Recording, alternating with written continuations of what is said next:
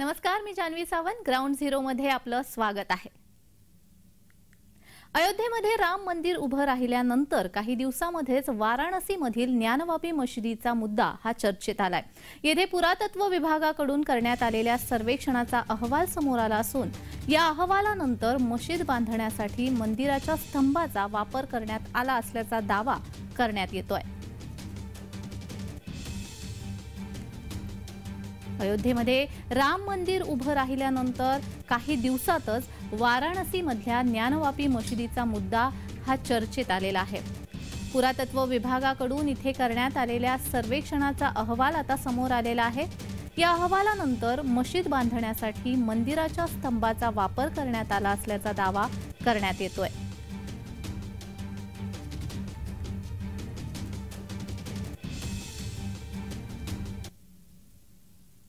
वाराणसीतील Gyanvapi संकुलाचा ASI सर्वेक्षण अहवाल गुरुवारी रात्री सार्वजनिक करण्यात आला. 839 पानांचा अहवाल सादर करण्यात आलेला आहे.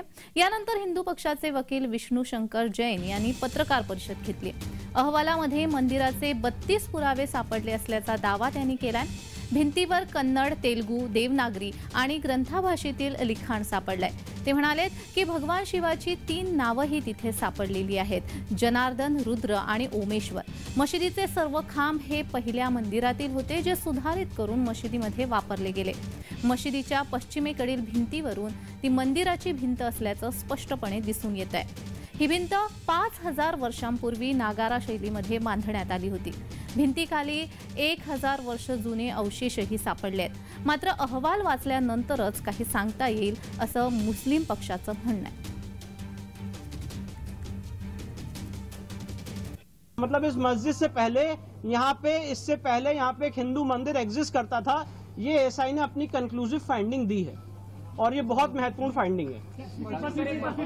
ASI का जो कंक्लूजन है मैं वो बता रहा हूँ. It can be said that, मतलब ये कहा जा सकता है that there existed a large Hindu temple prior to the construction of the existing structure.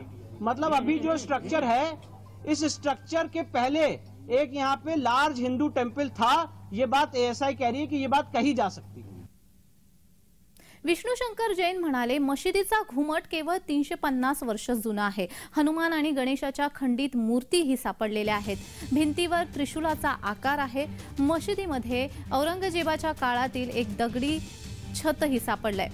तळघरामध्ये Hindu देवी देवतांच्या मूर्तीही सापडलेल्या आहेत. ASI ने 2 सप्टेंबर 1669 रोजी मंदिर पाडल्याचा अधुनात सरकारांच्या निष्कर्षावर विश्वास व्यक्त केलाय.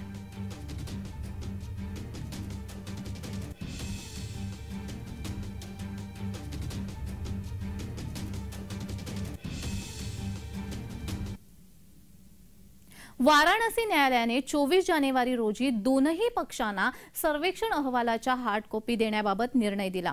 यानंतर गुरुवारी 24 जानेवारीला सकाळी सीलबंद अहवाल वाराणसी न्यायालयाच्या टेबलावर ठेवण्यात आला. तो लिफाफा न्यायाधीशांसमोर उघडण्यात आला. यानंतर अहवालातील पानांची मोजणी करण्यात आली, ज्यासाठी न्यायालयाने प्रतिपान ₹2 दर निश्चित केला.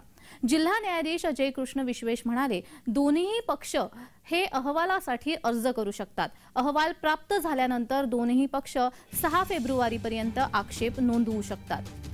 यानंतर हिंदूच्या बाजूकडून विष्णू शंकर जैन आणि सुधीर उपाध्याय तसेच 4ही वादी महिला आणि मुस्लिम बाजूचे वकील अखलाक अहमद यांच्यासह 13 जणांनी अहवालासाठी अर्ज केला.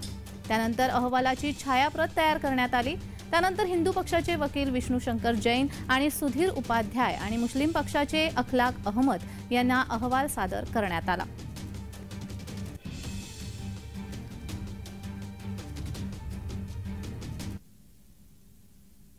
काय आहे या पुरातत्व विभागाच्या अहवालामध्ये पाहूयात. मंदिर तोडून मशीद बांधण्यात आली. मशिदीच्या आधी तिथे भव्य मंदिर होतं. 2 सप्टेंबर 1669 साली मंदिर उद्ध्वस्त केलं. औरंगजेबाच्या आदेशावरून मंदिर तोडण्यात आलं. मंदिराच्याच अवशेषांचा वापर करून मशीद बनवली.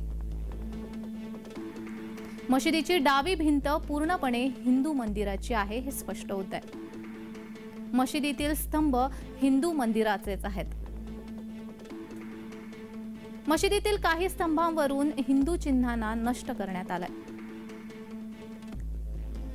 स्वास्तिक, ओम, कमळ, नागदेवता अशी हिंदू प्रतीके सापडली आहेत. सर्वेक्षणामध्ये 32 शिलालेख आणि दगड सापडले आहेत. या शिलालेख आणि दगड हे तिथे आधी मंदिर असल्याची साक्ष देत आहेत. शिलालेखामध्ये जनार्दन, रुद्र, ओमेश्वर असे उल्लेख आहेत.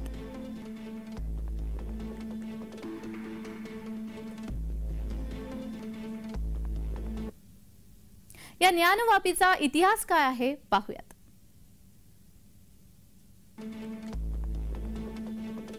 ज्ञानवापी मशीद ही वाराणसी, उत्तर प्रदेश इथे आहे.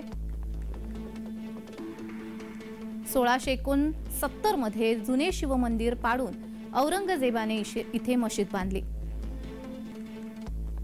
ज्ञानवापी मशीद सध्याच्या काशी विश्वनाथ मंदिराला लागूनच आहे.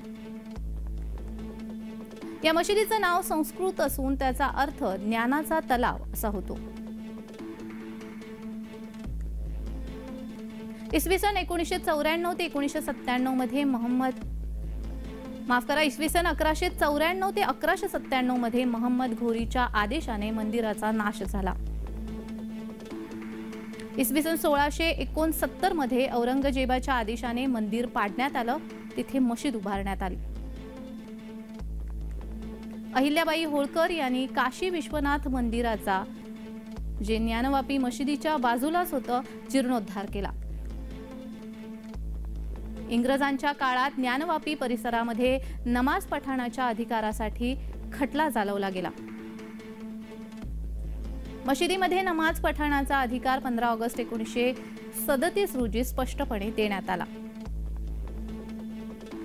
उच्च न्यायालयाने 10 एप्रिल 1942 रोजी कनिष्ठ न्यायालयाचा निकाल फेटाळला. 15 ऑक्टोबर 1991 ला ज्ञानवापी येथे नवीन मंदिरासाठी दावा दाखल करण्यात आला. या आदेशाला आव्हान अंजुमन इनाजानिया मस्जिद यांच्या वतीने याचिका दाखल करण्यात आली.